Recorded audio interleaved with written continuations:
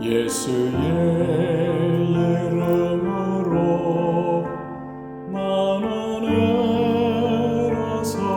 일어서리라. 주가 주신 능력으로 나는 일어서리라. 원수가 날 향해 와도 쓰러지지 않으리. 주가 주신 능력으로 주가 주신 능력으로 주가 주신 능력으로 일어서리. 예수의 이름으로 나는 일어서리라. 주가 주신 능력으로 나는 일어서리라. 원수가 날 향해 와도 쓰러지지 않으리. 주가 주신 능력으로 주가 주신 능력으로 주가 주신 능력으로 일어서리. 원수가 날 향해 와도 쓰러지지 않으리. 주가 주신 능력으로 주가 주신 능력으로 주가 주신 능력으로 일어서리.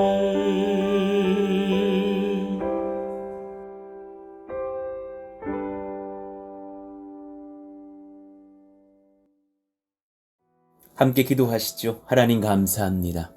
우리 가운데 주님께서 또한 새날을 여시니 감사합니다. 하나님 찬송하며 예배하며 기도하며 오늘 또한 주를 위해서 분연히 일어나 잘 섬기며 하루를 감당하는 저희들이 되기를 원합니다.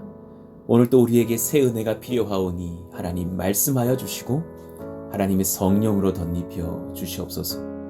하나님의 능력을 입는 성령의 사람, 성령의 우리 가정, 또 성령의 교회가 되게 하여 주시옵소서. 코로나와 또 여러 가지 정계에 또 재계에 시끌시끌한 상황들이 있지만 이 나라를 주님께 올려드립니다. 긍휼히 여겨주시고 사랑하시며 또한 이 나라를 붙들고 조국교회를 부흥시키시는 하나님의 은혜와 능력을 우리 가운데 보이시기를 원합니다. 또한 이를 위해서 우리가 먼저 회개하며 엎드리오니 하나님 코로나가 강해지게 하여 주시고 함께 모여서 또한 예배하며 주를 위해서 엎드리는 놀라운 은혜가 우리 심령에서부터 회복과 회개의 영으로 부어지게 하여 주옵소서. 예수님 이름으로 감사하며 기도하옵나이다. 아멘. 우리 같이 암송하실 말씀 마태복음 11장 29절입니다. 읽고 암송하시죠. 나는 마음이 온유하고 겸손하니 나의 멍에를 메고 내게 배우라. 그리하면 너희 마음이 쉼을 얻으리니. 마태복음 11장 29절 말씀. 아멘. 자, 오늘 우리에게 주시는 주님 말씀은 사도행전 16장 11절에서 15절의 말씀입니다. 어제의 말씀에 이어서 또한 묵상해 보시죠. 11절에서 15절의 말씀 교독하겠습니다. 우리가 드로아에서 배로 떠나 사모드라게로 직행하여 이튿날 네아폴리로 가고 거기서 빌립보에 이르니 이는 마게도냐 지방의 첫 성이요 또 로마의 식민지라.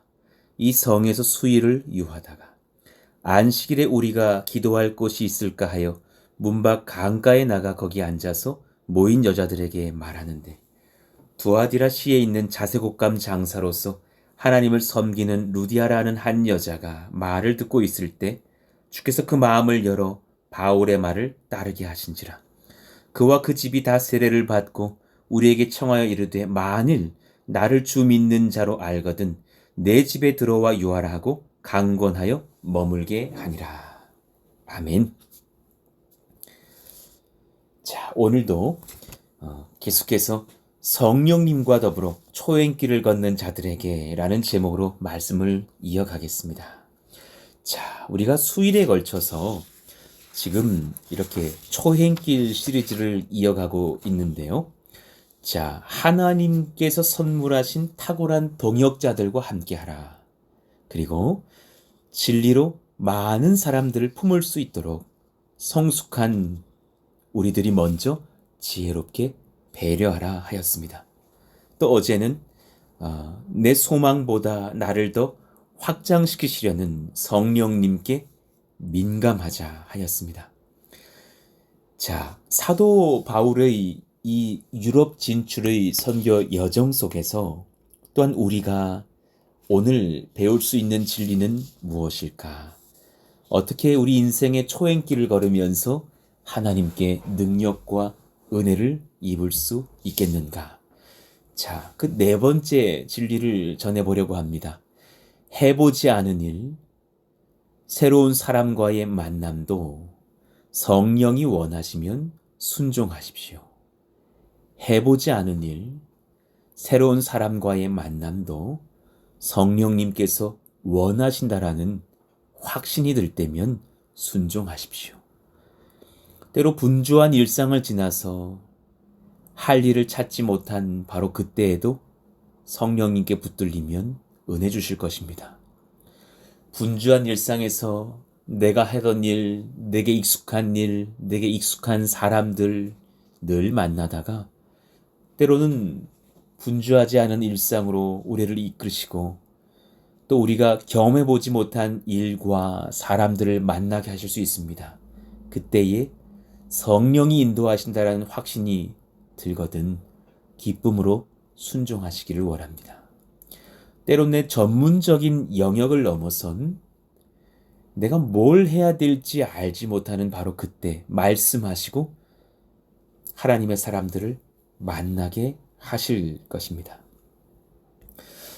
사도 바울은 그 환상 속에서 마게도냐 사람 하나가 서서 우리를 도울 수 있도록 건너오라라는 그런 환상을 보고 나서 그 선교팀과 함께 그렇게 마음을 나누고 같이 그곳으로 이동하기를 작정하죠. 그래 그곳에 이동하는 여정 속에서 사실 결정하기까지 우리라는 표현이 반복되어서 나옵니다. 10절을 보십시다. 바울이 그 환상을 보았을 때 우리가 곧 마게도냐로 떠나기를 힘쓰니 이는 하나님이 저 사람들에게 복음을 전하라고 우리를 부르신 줄로 인정함이러라. 함께하는 동역자들과 이를 나누면서 같이 정보를 공유하고 하나님의 뜻을 구하고 또한 결정하면서 물론 그 결정에 바울이 주도자가 되었겠지만 함께 기도하면서 주께서 원하시는 길을 분별하고 이에 담대하게 순종합니다. 여러분 이런 담력과 용기도 교회에 참 필요하다는 것을 기억하십시오. 때로 너무 많은 주저함이 지혜가 아닙니다. 때로 너무 많은 그런 토론과 회의가 답은 아닙니다. 회의 많은 교회 정말 회의감만 남습니다. 그렇지 않습니다. 짧고 굵게 우리가 정보를 공유하면서도 뜨겁게 기도하고 하나님께서 주신 비전인 것을 성령의 사람들이 분별하고 나서는 그런 또한 리더의 비전, 하나님의 비전, 성령의 비전을 따라서 순종하는 것도 굉장히 큰 지혜이며 믿음입니다. 그런 교회가 오히려 은혜를 입고 순항하는 것을 종종 봅니다. 그래 바울의 일행이 어떻게 이동을 합니까? 11절 우리가 드로아에서 배로 떠나 사모드라게로 직행하여 이튿날 네아폴리로 가고 거기서 빌립보에 이르니 이는 마게도냐 지방의 첫 성이요 또 로마의 식민지라. 이 성에서 수의를 유하다가 그들은 비로소 유럽 선교의 첫 발, 바로 빌립보에 도착을 하게 됩니다. 현대 지도를 보여드리면 지금의 불가리아, 마게도니아, 그리스 지역으로 나아가는 바울 선교단의 그런 행보들을 보게 됩니다. 빌립보는 어떤 도시인가? 그 뜻이 빌립에 속하다라는 의미예요. 빌립보. 빌립에게 속한 땅이라는 의미예요. 알렉산더 대왕, 그의 아버지인 필립 2세가 건설한 마게도냐 도시입니다. 아시아와 로마를 잇는 아주 중요한 도로, 에그나티아 가도라고 불리는 그 도로에 인접한 교통의 요지죠.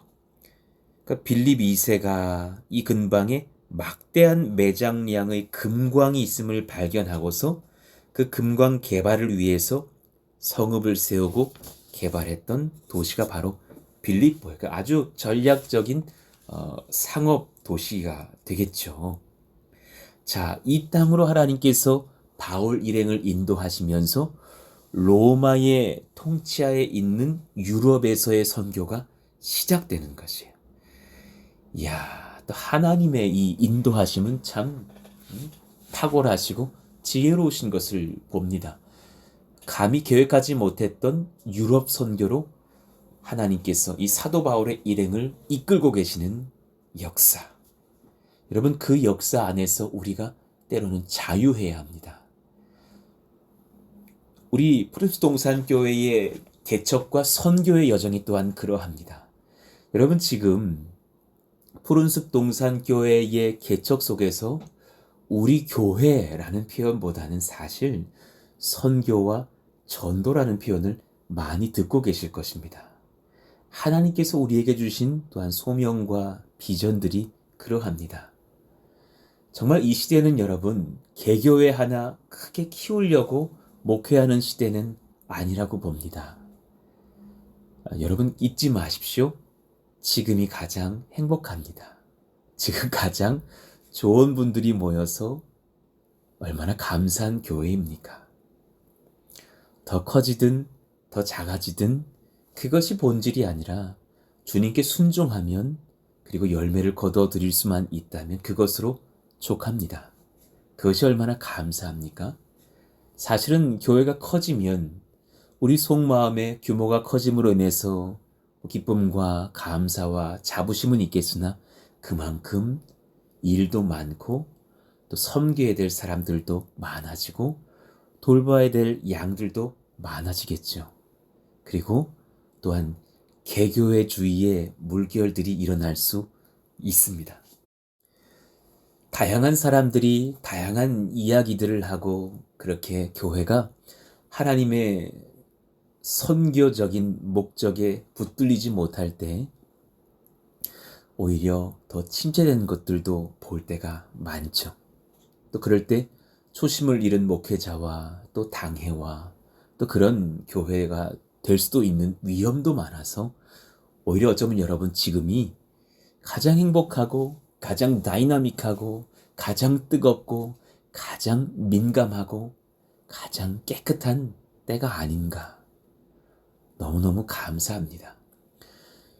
저는 체질상 사실은 그렇게 염려 없습니다. 참 전 복이라고 생각합니다. 33살에 그래 김인중 목사님 말씀을 받고서 그렇게 장년의 수많은 성도들 앞에서 2주간 설교를 해봤지만 그때도 전날 코 골으면서 쿨쿨 잘 잤습니다. 체질상 별로 걱정이 없습니다. 맡기고 가면 됩니다. 믿음이 부족해서 염려하는 경우는 사실 제게 많지 않습니다. 하나님께서 주신 평강으로 섰습니다.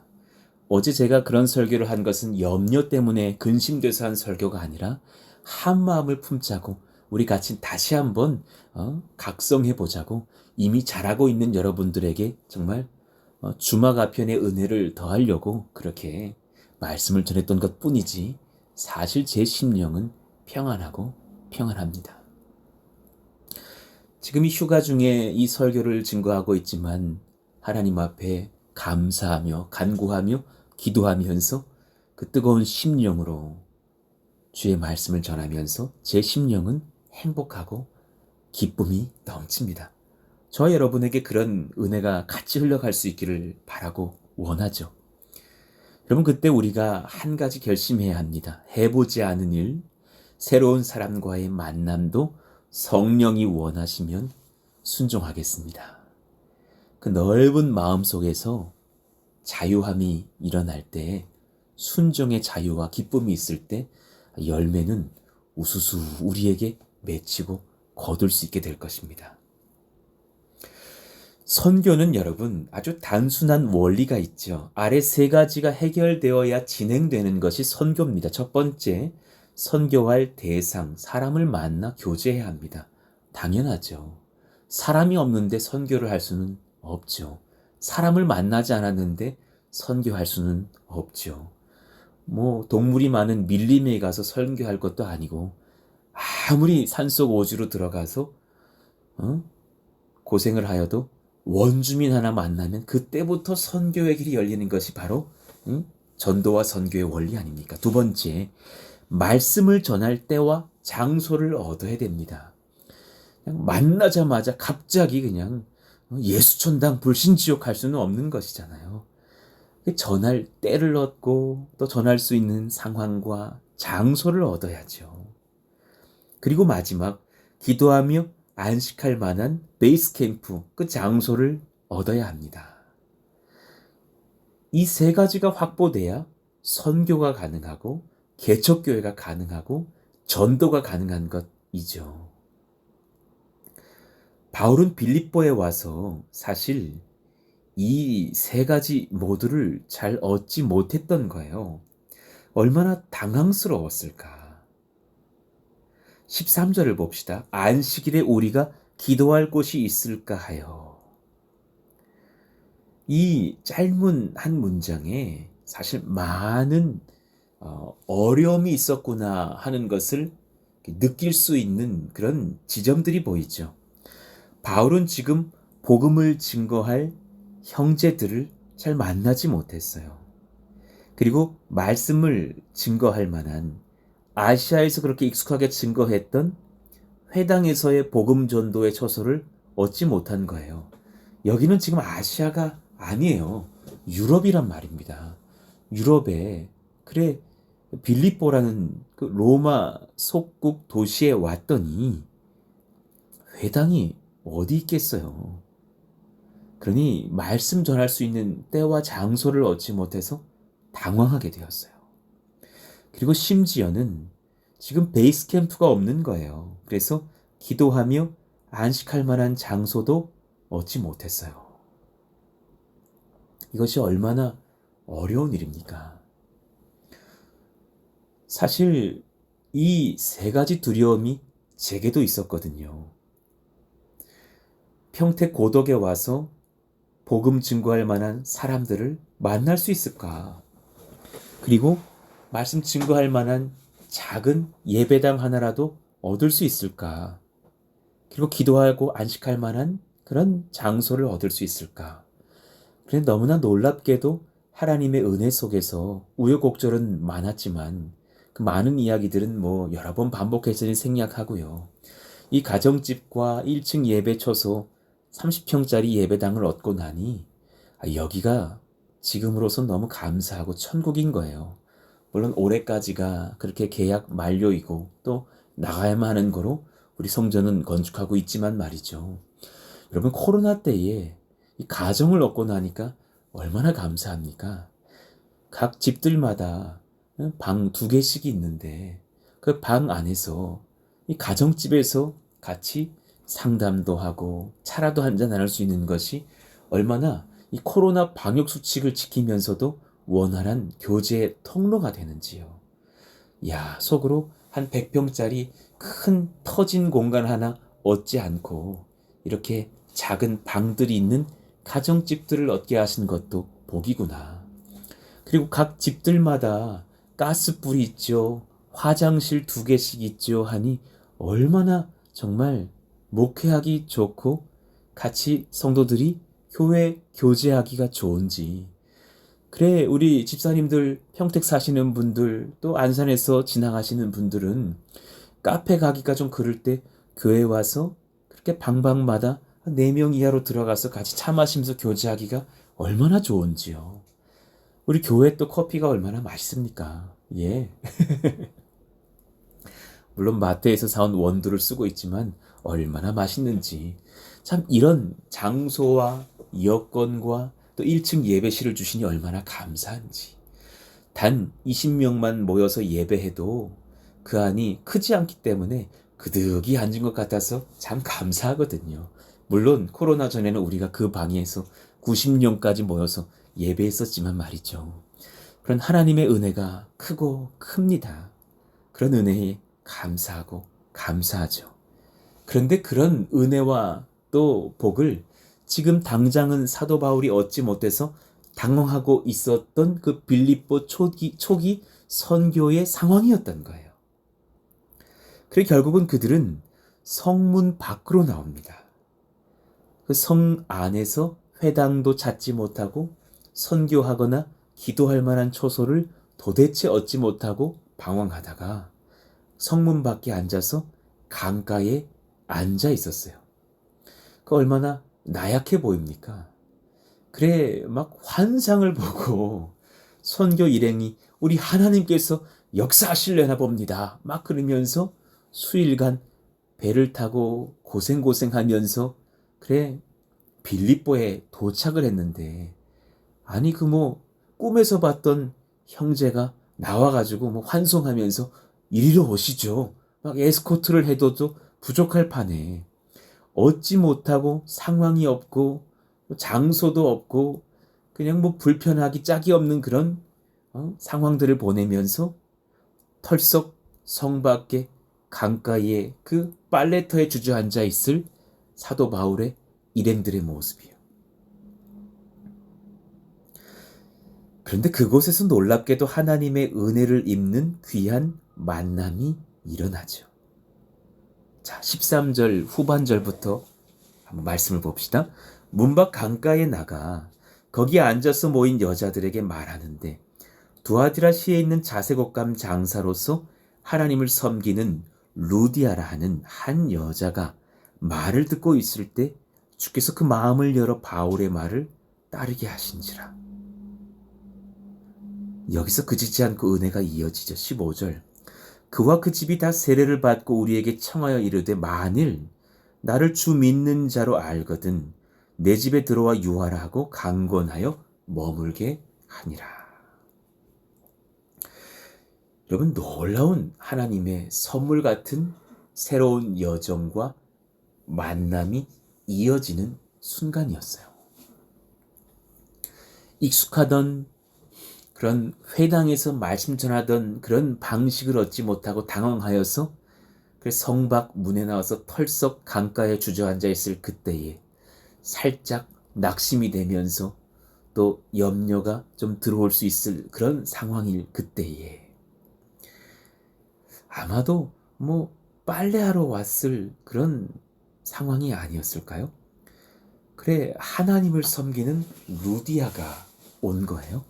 여기서 하나님을 섬겼다라는 것은 예수 믿는 신앙이 있었던 상황은 아니지만 그래 구약 유대교의 그 하나님을 믿는 신앙 속에서 메시아를 기다리고 있을 그런 마음을 가지고 그렇게 하나님을 사모하며 섬겼던 그런 루디아라는 여인이었던 거죠. 그 이름의 뜻은 생산하다 뭐 이런 뜻이에요. 루디아.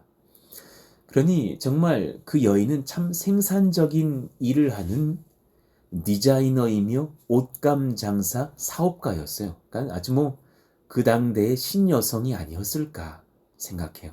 탁월한 그렇게 옷감을 취급하는 여성 사업가.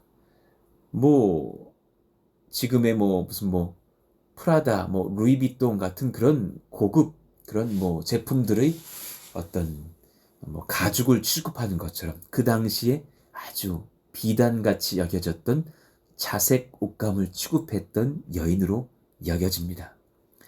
그 여인이 정말 사도 바울 일행을 만나 그 사도 바울 일행을 정말 그 이름처럼 얼마나 생산적인 선교팀으로 바꾸어 주는지 이제부터 그 놀라운 하나님의 선물 같은 여정들이 시작되는 거예요. 그래 바울과 대화를 하면서 이런저런 얘기를 주고받다가 사도 바울은 자기 소개를 하면서 자기는 이러이러한 상황 중에 예수님을 만나고 선교의 여정의 명을 받아서 안디옥 교회를 세웠다가 지난 2년여 동안 아시아 선교를 1차로 마쳤고 이제 또 잠시 쉬었다가 재정비를 하고 또한 아시아 선교 교회 여정들을 명받고 이렇게 출발을 했는데 그 교회를 돌아보려는 여정을 하나님께서 확장시키셔서 지금 때마침 이 마게도냐의 빌립보까지 오게 된 상황이다.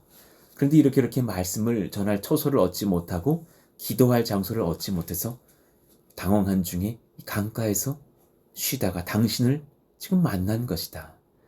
나는 예수님을 믿고 또한 당신도 우리 살아 역사하시는 그 정말 구약의 하나님께서 우리 가운데 작정하여 보내셨던 우리 구주 메시아 예수님을 당신도 만나기 원한다.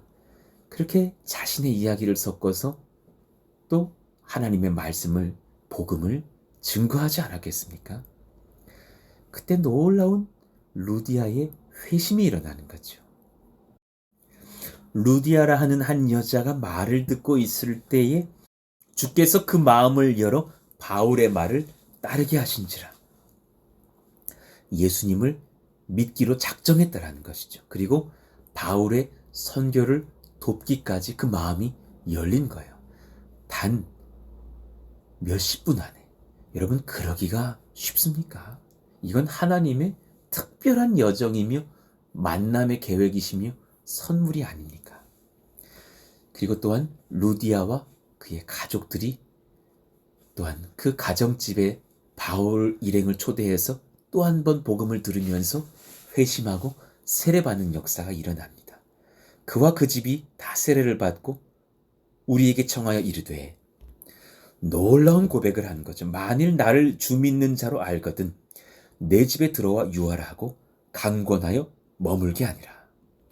여러분 루디아는 두아디아시에 있는 자색옷감 장사라 그랬어요. 여러분 두아디라 시는 그 소아시아 서쪽 리디아에 속한 성읍이에요. 그러니 그 지도를 다시 보시면 지금 사도 바울은 저 위쪽에 마게도니아 북쪽 그 빌립보라는 도시에 와 있다면 지금 원래 루디아의 집은 원래 그 아시아 땅 리디아에 있단 말이죠. 에베소와 무시아 사이에 있는 그 리디아 땅이요. 자, 이 땅에서 넘어와서 빌립보에서도 자기 집을 가지고 있고 그렇게 장사하는 그런 부유한 상인 여성. 그러니 곳곳마다 그 자신의 옷감을 취급하는 사람들과 만나는 장소마다 그렇게 자신의 별장과도 같은 집이 있었을 것으로 추측이 되는 그런 사실 여러 집들을 소유했던 사람이 아닐까 생각을 하게 되죠. 그러니 그 빌립보 성에서 루디아의 집을 또한 교회와 쉼터로 거점 삼아서 그렇게 선교할 수 있는 길이 열렸던 것이 이 얼마나 감사한 은혜입니까? 하나님은 한 교회에 이 선교에 필요한 모든 것을 해결해 주셨어요. 선교할 대상을 만나게 하셨고 말씀 전할 처소와 때를 얻게 하셨고 안식과 기도할 만한 처소를 확보하게 하시면서 빌립보에서 또한 그렇게 루디아의 집을 거처로 하여서 선교하고 예배하고 복음 전할 수 있고 초대할 수 있는 상황이 열린 것입니다. 그리고 루디아가 사업가고 또 그에 맞는 많은 사람들과 교류하고 있었으니 그들에게 또한 예수님이 증거되고 또 그 사업의 미팅의 장소인 그 자신의 집으로 많은 사람들이 초대되어 왔을 때에 사도 바울이 또한 그들을 선교하기가 얼마나 좋았을까. 곧 그곳을 회당 삼고 예배하며 복음 전도하는 선교의 길들이 열리는 것을 봅니다. 성령님과 더불어 초행길을 걷는 여러분들에게 주님께서 말씀하십니다. 해보지 않은 일, 새로운 사람과의 만남, 성령이 원하시면 순종하십시오. 때로 분주한 일상을 지나 할 일을 찾지 못한 그때에도 은혜를 주십니다. 저는 교육국을 섬기면서 많은 젊은 전도사님들과 동역을 했었죠. 그분들을 만나면서 제가 깨달은 것이 한 가지 있었는데요. 많은 사역자들이 알면서도 신방을 두려워한다라는 사실이었습니다. 사실 여러분, 목회자들 중에 상당수는 내향적인 사람들을 하나님께서 부르시는 것을 봅니다. 여러분, 너무 안 그렇게 여기실지 모르겠지만 저도 상당히 내향적인 사람입니다. 저는 혼자 있는 시간이 필요합니다. 저는 그 시간에 참 고상하게도 책을 보거나 혼자 음악을 듣거나 기타 연주를 하면서 쉼을 누려야 하는 사람입니다.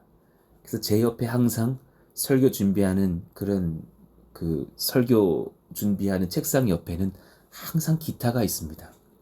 기타 연주를 잘하지는 못합니다. 그런데 기타 치면서 하나님 찬양하면서 제가 좋아하는 선율을 만들어내면서 힐링하는 시간도 제게 되게 필요하죠. 너무 의외이지만 저는 일렉트릭 기타 좋아합니다. 고등학교 때, 대학교 때 찬양팀에서 일렉트릭 기타를 치면서 섬겼던 경험들이 있어서 저는 참 그 일렉 기타 디스토션 소리라든가 약간 그렇게 좀 이렇게 딜레이가 걸린 그런 사운드 상당히 좋아합니다. 예, 그런 상황 중에 블루스한 그런 노래들 좋아하죠. 예, 그렇습니다. 그런 많은 목회자들의 성향을 보면 혼자 있는 시간이 필요하고 또 사람들에게 나아가기를 주저하는 경우들을 상당히 많이 봅니다. 일전에 보니까 김인중 원로 목사님도 사실은 그런 성향이셨다고 말씀하시더군요. 또 많은 청소년, 또 청년, 어린이, 또 장년의 사역자들이 그러합니다. 우리 사랑하시는 또 교회의 사역자들과 또 여러 성도님들에게도 사실 비슷한 성향들이 많지 않으실까 생각합니다. 그분들에게 축복하면서 권합니다. 누군가 하나님께서 새로운 사람에게 나아가 보라고 그들에게 신방 가라고 말씀하실 날이 올 것입니다. 아주 단순한 것입니다. 순종만 하시면 일은 열립니다. 그리고 특별히 사역자들에게 축복합니다. 진짜 탁월한 설교자가 되고 싶으십니까? 그럼 반드시 신방하십시오. 신방하는 사람은 설교 잘합니다. 신방해야 성도의 고민을 압니다. 신방해야 그들의 아픔을 압니다. 같이 울고 같이 웃으면서 그렇게 희노애락을 나눌 수 있는 사역자가 돼야만이 정말 폐부를 찌를 수 있고 격려하고 위로할 수 있는 설교자가 될 수 있습니다. 그래, 많은 사역자들이 가서 내가 무슨 말을 해야 되나, 참 나는 그런 지혜가 없는데 두려워합니다. 신방은 근본이 경청입니다. 가서 상대방을 진심으로 사랑하는 마음으로 나아가서 경청해 주십시오. 그분들의 이야기, 청년들의 이야기들을 가감없이 들으시면서 그 말씀을 나누고 있는 성도와 자매와 형제, 옆에 계신 예수님을 보시면 신방은 평안하게 진행될 수 있습니다. 그 주님께서 그 마음의 고민들을 토로하고 있는 내 앞에 있는 그 귀한 성도를 얼마나 사랑하시는지만 확인할 수 있는 시간 된다면 아무 말 하지 않고 돌아와도 그 신방은 탁월한 신방이 됩니다. 그리고 많은 성도님들은 놀랍게도 내 말을 많이 하고 목사나 상대방이 말을 적게 하면 저 목사님이 정말 신방 잘했다고 말을 합니다. 제가 배운 것입니다. 목사가 너무 떠들고 오면 성도는 가슴 답답해합니다. 그분들의 말씀을 잘 들어주십시오. 그리고 이렇게만 진심으로 말씀해 주시면 됩니다. 얼마나 힘들었겠느냐고, 얼마나 기쁘시냐고, 얼마나 아프셨느냐고. 그분이 좋은 일을 말씀하시거든 나도 이렇게 기쁜데 주님은 얼마나 기쁘실까요? 그분이 아프셨다면 그 말을 듣는 제 마음이 이렇게 아린데 당신은 얼마나 아프셨겠느냐고, 우리 주님은 얼마나 눈물 흘리셨겠느냐고 공감해 주시면, 그리고 그것이 진심이라면 충분합니다. 어떤 테크닉과 기술도 필요치 않습니다. 그리고 겸손히 제가 한번 기도해 드려도 될까요? 그리고 기도해 드리고 오면 예수님이 다녀가신 것 같은 탁월한 만남과 신방이 될 것입니다. 성령님과 더불어 추행길을 걷는 우리 푸른숲 동산교회와 이 말씀을 함께 듣는 우리 모든 권속들에게 선포합니다. 해보지 않은 일, 새로운 사람과의 만남도 하나님이 허락하시거든 주저하지 말고 나아가서 순종하는 우리 모두가 되기를 예수 이름으로 축원합니다. 오늘 말씀을 붙잡고 하나님 저 또한 그렇게 사도 바울처럼 은혜를 입는 순종의 여정 속에서 그렇게 하나님 앞에 안 해본 일도 만나지 않은 사람들도 만날 수 있고 섬길 수 있는 지경이 넓어지는 주의 종 되기를 원합니다. 뜨겁게 주여 부르시고 기도하기를 원합니다. 주여! 하나님 감사합니다. 우리 가운데 하나님 그런 순종의 마음이 있기를 원합니다. 해보지 않은 일, 하고 싶지 않죠. 익숙한 게 좋죠. 만나지 않았던 사람, 두렵죠. 특히나 나와 다른 세대, 심지어는 외국인, 만나고 싶지 않죠. 그러나 우리는 순종함으로 나아갑니다. 그리고 그분들 옆에 계신 예수님을 보면 그 사람이 얼마나 존귀한지를 깨닫습니다. 그런 순종의 발걸음 속에서 우리도 또한 하나님이 사용하시는 이 시대 루디아들을 만나는 역사가 일어나게 하여 주옵소서.